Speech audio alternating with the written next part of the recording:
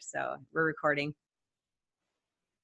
Hey everyone, it's Dr. Teralyn and welcome back to the show. Today I have a fellow therapist on, which I really enjoy interviewing therapists because we are interesting people, right? Her name is Elisabeth Caetano. Did I get that right? That's right. Caetano. Yeah. Okay. And Elisabeth is not only a therapist, but she's also a fellow book author. So I can't wait to talk to you about your book. Yay. But today we're going to be talking about empowering yourself. So with that, Elisabeth, let us know who you are, what you do, and we'll go on from there. Okay, great. Well, I am a licensed therapist in the state of California. I live in sunny San Diego with my husband, my daughter, the dog, the cat, the rabbit, the snake, and 2 fish tanks. So we call it the zoo. I've been in practice for 20 years, and I decided that it was time to write a book about the tools and skills that I had been repeating to clients over and over and over again for 20 years. Right. Dovetailing with that was really Alice in Wonderland and how we all fall down rabbit holes in life. And additionally, I do share vulnerably my own personal story that goes in there. And I know that's taboo for therapists, but... Ooh, I know. I say all the time, I'm like a therapist gone rogue. Like, right. I'm a rebel. We have stories too. And Not that it's about me, but that if I can't share my story and be real, then how is someone going to be able to trust me to help them with them being real and honest? Right. And there's a lot of power in storytelling. Absolutely. There's so much power in storytelling. So yeah, I love you even more, Elisabeth. Like, yay, we're on the same page. Yes, my West Coast sister. Yeah, there you go. All right. So with that, why don't you tell us what your book title is called? Because I think you hinted towards it. But yes, I do. It. So actually, I have my book here. Put this it up is there. My 300-page book, Down the Rabbit Hole and Back. Stop believing the lies and live your own truth. So it is actually filled, I don't know if you can see it here, but lots of workbook style. Sure. Not a ton, but just at the end of every chapter, it is workbook style with very poignant questions to really get you thinking, how do I want to live my life? How do I want to feel? What's my truth? Right. And there's actually a little story that I tell that goes along with that I've shared probably with just about every client that's come into my office. And it's probably familiar to most of you. But the way that I heard it was there were 4 generations of women in the kitchen cooking for the holidays. And I celebrate Christmas, so I'll go with that. Mm-hmm. And the little girl asked Mommy, why do you cut the ends off the Christmas ham before you put it in the oven? And Mommy says, I don't know. I've just always done it that way. And so they say, let's go ask Grandma. So they go ask Grandma. And Grandma says, I don't know. I've always just done it that way. So they say, let's go ask Great Granny. So Great Granny's sitting there and she's knitting. She's 99 years old in a rocking chair. They say, Great Granny, how come you always cut the ends off the Christmas ham before you put it in the oven? And she says, I never had a pan big enough to fit the Christmas ham. That's right. So as a therapist, if we want psychobabble talk, that's called transgenerational transmission process. And in layman's term, that's called, I'm just doing what I've always done without questioning it. So and in the audience term, that's called, that's freaking funny. Yeah, there you go. So I take it a step further, and why this book is about challenging the lies that you've been told and living your own truth is that if you then consciously have questioned and have the answer for why you're doing something, an action like cutting the ends off the Christmas ham, and you consciously say, I'm going to do this to honor tradition, to honor that my ancestors came from Scotland and they were poor sharecropper farmers, and I want to honor Great Granny where she came from. Great, I'm going to do it. But let's be real here. It's the 21st century, and I don't freaking have time for that. So I'm going to just throw the ham in the oven and move on. Right. So that's the story, and that's kind of one of the basis and one of the stories I tell in my book to sort of make that point of let's challenge these underlying belief systems and unwritten rules and live our own truth. I love the unwritten rule part because yes, that's what it's about. Why are we actually doing what we're doing? Yeah. Right. Why are we doing? Because somebody said, that's what I should be doing. So I go Or without I just learned it. it. And I Right. just do it because I learned it. It was I modeled to me. saw I it. just do Yeah. it. Yeah. That is great. That's a great, I'm going to have to use that now. Just Yes, you are more than welcome to. I don't know who came up with it. I've heard turkey, chicken, whatever. Whatever, but Meatloaf. I don't know. It didn't fit in the whatever, pan. yeah. That's great. That is awesome. So let's get to it. We're going to talk about how to empower yourself now. And so I want to hear your thoughts on that. Tell me about empowerment. Yeah, absolutely. Okay. So actually the first step and why I start with that story really is to start to kind of sit down and figure out what is it that I'm doing and why am I doing it? What's the payoff? And sometimes there can be a positive payoff. Sometimes there can be a negative payoff. But the idea is that once I start to figure that out, then I can get clear on what I want to do. So things like, why am I saying yes to everything? Well, maybe that's just because my mom did. And then it's super uncomfortable to put a boundary in.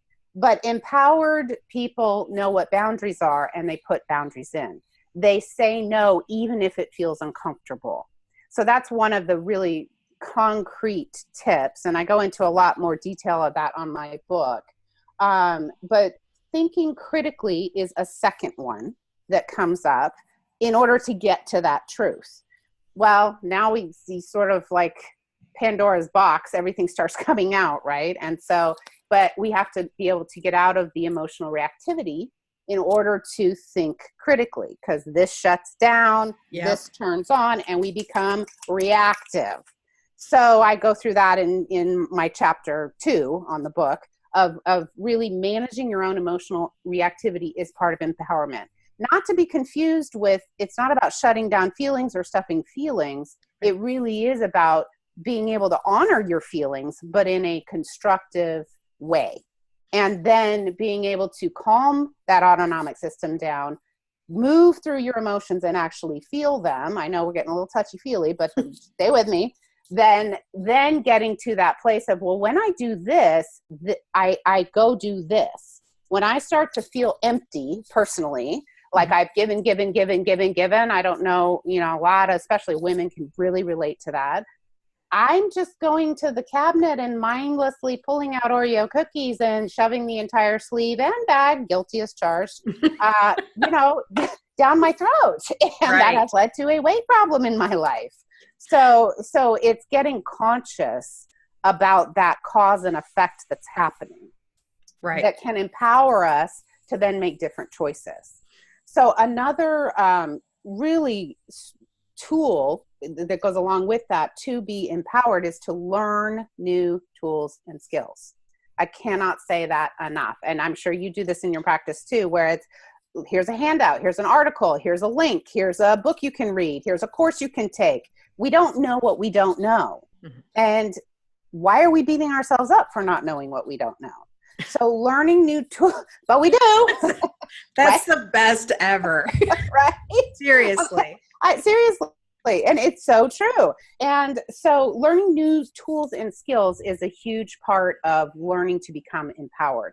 When it comes to working women and empowerment, and this is one of my favorites for learning your truth, is many women go into the workplace and they feel like they have to act like a man in order to be successful. And that is not true. However, you are having to fight the tide a little bit.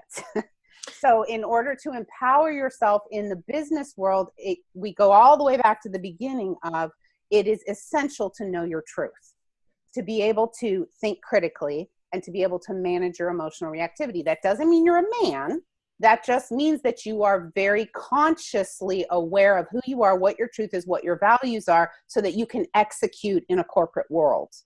Given that the environment is, emotions are nothing, gut instincts, don't follow them. This is all about money, all about the numbers, all about, concrete stuff. So that's another one.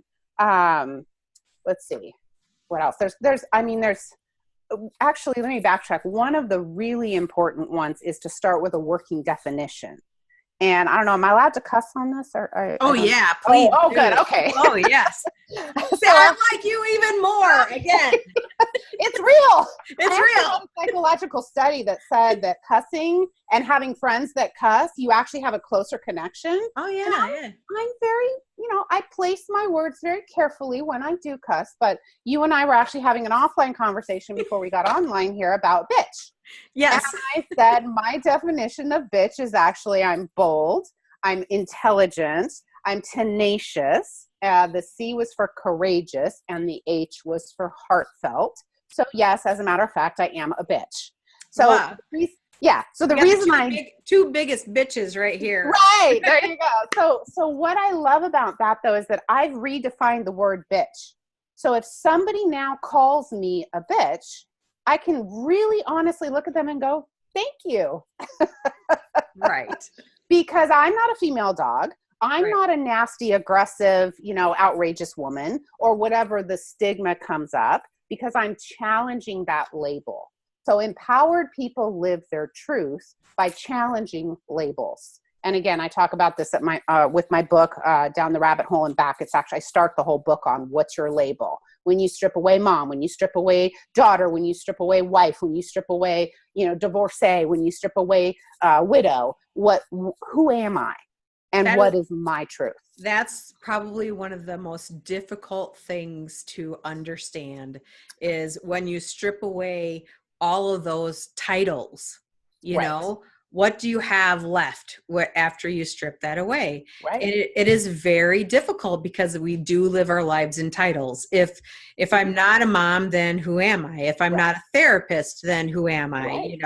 And I think even, with my children and my friends, like being a therapist, people think that's all you are, Right. like you can talk to somebody at a party or out, and the first things that I get are you analyzing me? I'm like, yes. I'm just trying to, I'm like, no, that's way too much work. I'm just trying to find out what you like to eat, Yeah, I feel like I need a light bulb that says off duty. Yeah, right. Exactly.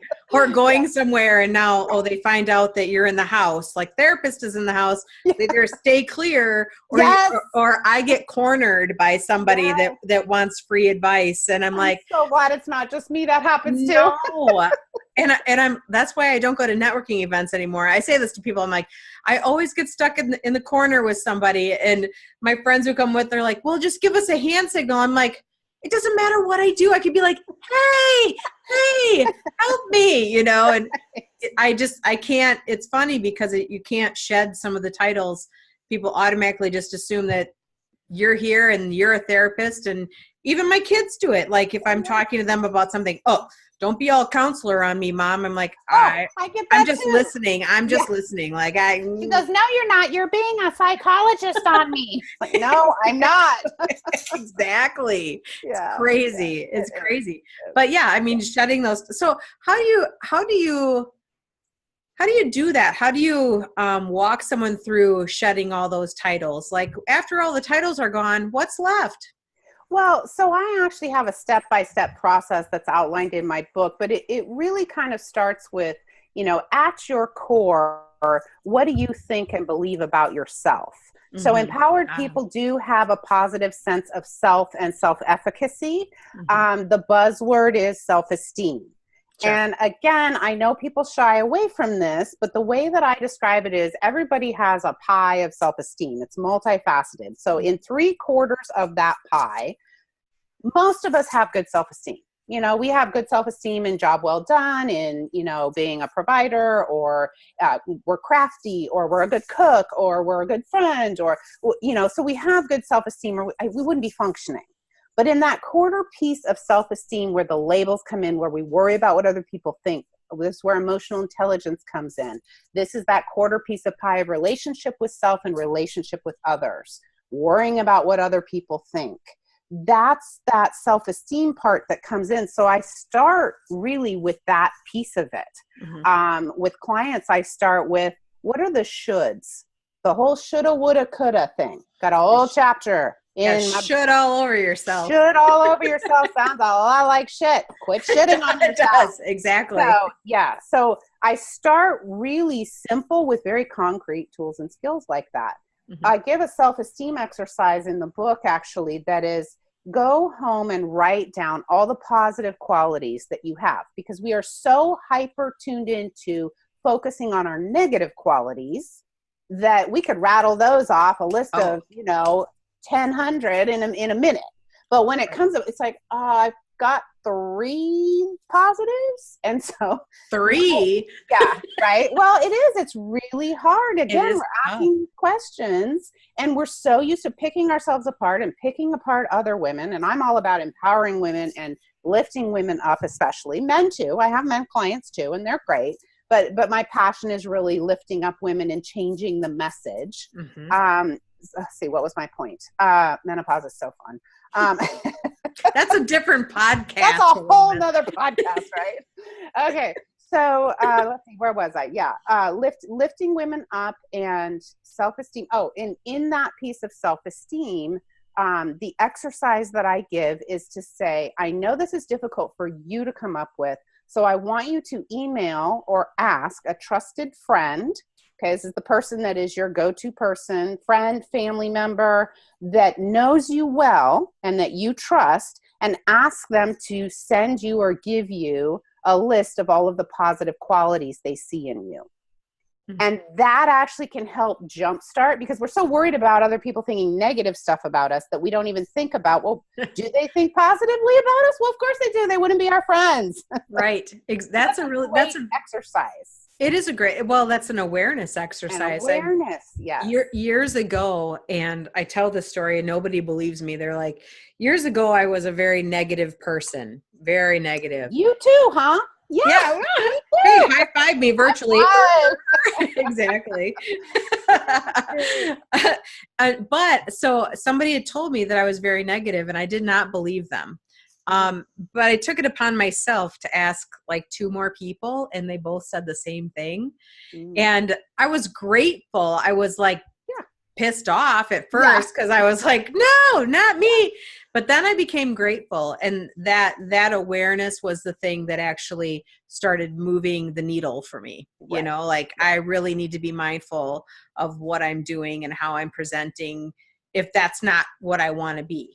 Thank you. And what you wanted to be was not a negative person. No. So you were defended against that when you got the feedback, because you didn't necessarily see yourself that way, but your behavior was that way. Right. So one of the other tricks, I know people will hate me for saying this, but that fake it till you make it. Oh yeah. You do not have to behave the way you feel. Right. There's research behind this, people. Yes. There's tons of it. Yes. Yeah. Yes. So same here. And I got into positive psychology. I literally couldn't stand myself anymore. That's what I did the same thing. My dissertation was actually all about positive psychology. I love it. And I did that because of what happened to me. And so then I went down down the rabbit hole of positive psychology. Mm-hmm. And that's where I came out. And I absolutely love it. Yeah. And so I hate that commercial that you see that it's an antidepressant commercial, and she holds up a mask. Have you seen this? And I'm not me behind the mask, or whatever she's doing. And I'm thinking to myself, but fake it till you make it says you are, girl. Yeah. you know? Well, and so the reason I bring up positive psychology is that there's a lot of action steps in it. And again, people who are empowered have positive practices. They have positive mindsets. They go to the grateful place. They look at trials and tribulations, of which I have had many in my own personal life, as what did I learn from this? Of course, after I moved through the grief and the loss, after I moved through the uncomfortable, after I moved through the feelings, then it was from a perspective of, but this is what I learned. And as I look back, I'm in my early 50s. And as I look back, I would actually not change anything that happened to me. Big T trauma, little T trauma. I've had a bunch of it. Mm-hmm. I would not change any of that, because I would not be where I am today. Right. It doesn't mean I haven't explored it. It doesn't mean it, but it does mean that I am not defined by it. I am not victimized by it. So it's that from victim to victor mentality. I like Victor. Yeah. Yes. I like that a lot. That's awesome. Absolutely. Yeah. Wow, I cannot believe how similar we are. Yeah, this is great. So do you do EMDR as well? I do. So do you? Yes. Oh my gosh, yes. Well, that's what, when you're talking about big T, little T trauma, I'm like, Yeah. she does EMDR. She knows that stuff, Yes. right? So for those of you listening, you've probably heard it, but it Uh-huh. stands for eye movement desensitization and reprocessing. Right. Again, tons of scientific studies and research that fast forward your progress to be able to live in the here and now, to be able to reach your goals, to be able to not have to fake it till you make it because you own it and you live it. Right. So yeah, it's a fabulous technique. I did so any of you listeners, there was a podcast a few weeks ago. You can find it.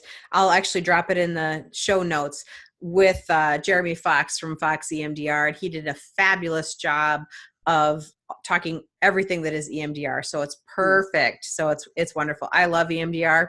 Mm-hmm. It's great, which is why it sucks that we can't practice cross state lines, because man, I would do that in a heartbeat. One day that'll happen. Mm-hmm. Right. Yeah. One day it'll happen. No, so. it really is. It's pretty amazing. Mm-hmm. So another simple form of empowerment, and again, I'm really all about what are the easy tricks and tips that I can actually put into practice and fake it till I make it, is not feeling alone. So that doesn't mean, I can go into a room of people and not know anybody and feel lonely and alone, even though I'm surrounded by people. So again, all of these tools and skills kind of build on each other. If I have a positive self-concept, if I'm coming from a positive place, then I'm going to feel more positive, but not feeling alone. And then positive psychology dialing into that of, oh, I have all these great friends that support me. And here's the evidence or the proof that shows that when I was in the hospital and after my surgery, they did a meal train for me, and they checked in and they texted, and focusing on some of those things. And when you go into a room, really working on genuinely connecting with just one or two people, not, oh, I have to network with everybody, or, oh, I have to talk to everybody at the Christmas party. So not feeling alone is a huge part of empowerment, because we need people. We're wired as human beings for connection. And real connection, not the fake connection. Right. Not Facebook, you mean? Oh, Facebook? Yeah. Yeah. Except, if it weren't for Facebook, I never would have met you. We would not have met. Exactly. But there is a way to be empowered through Facebook, and that's by being intentional, personable, and genuinely connecting. Right. So again, Facebook can be a positive or a negative. You've seen all the studies that are like, oh, people who spend time on Facebook are so depressed. Well, because they're comparing. Right. Also, right. Negative distortion in the head is this comparison. And I think it was Brene Brown who said comparison is the thief of joy. Actually, she coined it from somebody else. I think it was like, I don't know, Thomas Jefferson or some bigwig like that. I'm misquoting it. But. And I'm thinking, so Martin Seligman, Positive Psychology, I believe said compare down. If you're going to compare down, not compare up, so, and that's pretty helpful too. And we don't do that on Facebook or social media. Oh, no. Yeah. No, the whole piece of concept of vulnerability and risk is lost on social media, unfortunately. Oh, yeah. Definitely. Yeah. Definitely. So that's one thing I do strive to do is put it out there. I had an article that was posted in, Voyage LA. It's an online magazine, and I was real. I put it out there. I talked about my big T, my little T, and all the T's in between. And, I was real with it. And then I've come out the other end of the rabbit hole, WHOLE. I found the W. Cool. And that's actually another little joke that I put in my book. That self-concept has to shift. And we have to challenge the unwritten messages or rules or belief systems or just the modeling that we saw. Boy, you cut the ends off the ham because you just do it that way. Why? Exactly. So, yeah. So that's critical thinking, like you were talking about. Yeah. Yeah. Yeah. Thinking critically. So, let's see. Did we hit all your marks? We hit most of the marks. As far as I have a blog that I think I sent you that talked about, we touched on feeling emotions. let's see. One of the other actually things to point out, and this comes in with judging and comparison, since we just left off on that, is this idea, and it actually really hit me upside the head with a 2x4. And sometimes I need that because I can be kind of, stubborn, not. Yeah, I sometimes just need a huge wake up call, or I don't get the message. And I was actually reading one of Brene Brown's books, and she was talking about how everyone is doing his or her best. And then she went on to say, even axe murderers and Charles Manson and Ted Bundy were doing their best. With the caveat, if their best tells them to hurt people or break the law, and they are not rehabilitatable, then we need to put them in a place where they are safe and others are safe, but that even they are doing their best. And that really started me thinking about forgiveness and how are some people able to forgive and others are not. Others live from a place of anger. So empowered people are able to move to a place of forgiveness. And that one phrase of everyone is doing their best actually really profoundly affected me and shifted me when it came to just my own personal growth process. So that's another tip of everyone is doing his or her best, including me. And my best on any given day is going to be different.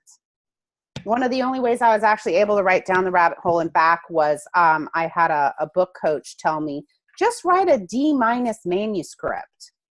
And I was like, oh, well, I could do that. No problem.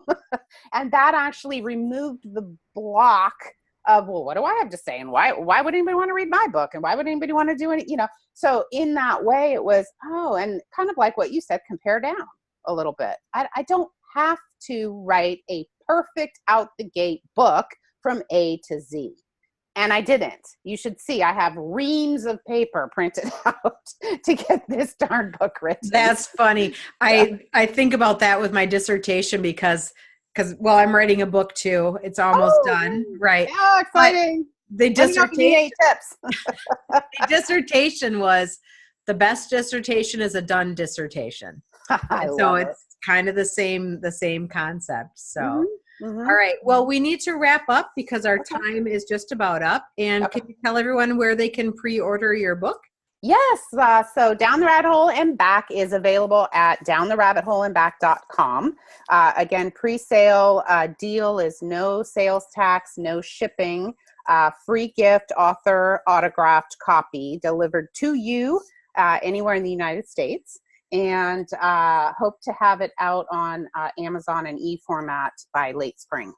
So for now, grab your deal and head on over, or hop on over, pun intended, and grab your copy of Down the Rabbit Hole and Back, and really learn how to empower yourself and get out of those rabbit holes that we all find ourselves falling down. Awesome.